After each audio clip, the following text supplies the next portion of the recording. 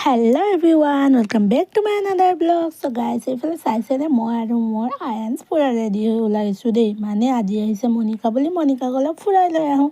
মানে মনিকা ঘৰ গৈছিলোঁ। চ' মনিকা ইমান ধুনীয়া ধুনীয়া প্লেচ ফুৰালে মোক। চ' আমাৰ ঘৰৰ ওচৰত ইমান ধুনীয়া এটা মন্দিৰ আছে। চ' তাকতো ফুৰাবলৈয়ে যাম। চ' এইফালে মই আৰু আমাৰ লগত মানে দৰ্শনো গৈছে দেই আজি। সেয়া ৰচন পটাপট ৰেডি হৈ ওলাইছে আৰু যাবলৈ। চ' এইফালে আমি উঠি গ'লোঁ টমটমত। এয়া টমটমত বহিলোঁ। এইটো মোৰ লগৰ ছোৱালী মনিকা কৈছিলোঁ যে, হাই কৈ দিয়া মনিকা। হাই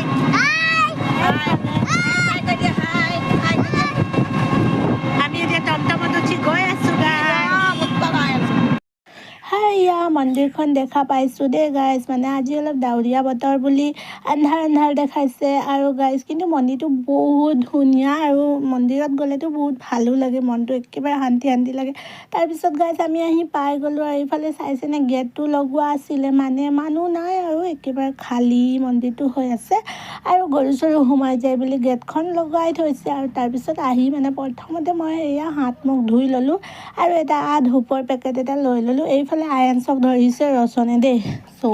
চ' গাইজ আজি ডাৱৰীয়া বতৰ বুলি মানে বতাহও বহুত চলি আছিলে। চ' বাহিৰত ধূপ জ্বলাইছোঁ যেন নুমাই গৈছে আৰু বতাহত। চ' মই ভাবিলোঁ ভিতৰত গৈ ধূপটো জ্বলাম আৰু ধূপটো কিনিছোঁ যদি ভালকৈ জ্বলাই মেলিয়ে থৈ আহিম বুলি ভাবিছোঁ। এইফালে চাইছেনে মই এটা চুকত সোমাই ল'লোঁ মন্দিৰৰ দেই, মানে জ্বলামেই যেনেকৈ হ'লেও। আৰু এইফালে চাইছেনে ৰণীহঁতি খুব উৎপাত কৰিছে এইফালৰ পৰা এইফালে মন্দিৰত আৰু হাল্লা কৰিছে। আয়ান্সৰটো আৰু মানে টেঙৰৰ ঠিকনাই নাই আৰু দেই, কেনেকৈ টেঙৰ উৎপাত কৰি আছে। ৰচন আৰু কি ক'ম, আপোনালোকক দেখাম বাৰু ৰ'ব ৰচনৰ মানে কৰ্তুতবোৰ মই আপোনালোকক দেখাম দেই, কি কচু কৰে আৰু দেই।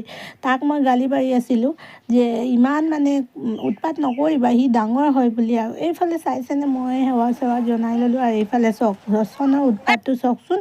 ডাঙৰ ঝুলনাত ডাঙৰটোৱে আৰু সৰু ঝুলনাত সৰু দুটাই। এয়া আজি ডাৱৰীয়া বতৰ বুলি গাইজ ফটো ইমান ভাল অহা নাই, আপোনালোকে চাব পাৰিব। এয়া মানে ডাৱৰীয়া আৰু দেই। আৰু গাইজ ইয়াৰ পৰা ভিউটো খুব ভাল আহে, বহুত ধুনীয়া মানে ভিউজ আহে। তাৰপিছত পাৰ্ক আছে বুলি আৰু আয়ান্সটো জানে আৰু য'তো গ'লে অলপ এনজয় কৰে আৰু। এইফালে চাব দেই, নিজে মানে চুঁচৰিছে দেই, ইমান ধুনীয়াকৈ। আয়ান্স মানে এতিয়া ডাঙৰ হৈয়ে গ'ল মানে দেই। এইফালে চাওকচোন, ভয় একো নাই মানে তাৰ, যে পৰিলে কি হ'ব কি নাই এইবোৰ একো নাজানে। সি মানে তাৰ ইচ্ছামতে খেলিব লাগে। আৰু এইফালে চাইছেনে মনিকাও সৰু বাচ্চা বনি গৈছে। সি মোক মাতি আছিলে আহা, মানে ৰচনো মোক মাতি আছিলে, হ'লেও বাৰু মই শুনা নাই, মই নাযাওঁ বুলি ক'লোঁ শাৰী চাৰী পিন্ধি। আৰু এইফালে চাইছেনে ইয়াতো আমাৰ ডাঙৰ ল'ৰা নিচিনা হয় আয়ান্স, ধুনীয়াকৈ মানে ঘূৰি আছে। আৰু এইফালে আমি দুজনী একেটা ঝুলনাত সোমাই গ'লোঁ দেই। মানে মনিকা কৈছে আৰু আহা না, মনত পৰিব বুলি, এইবোৰ দিনবিলাক আকৌ উভতাই আনো বুলি কৈছে দেই।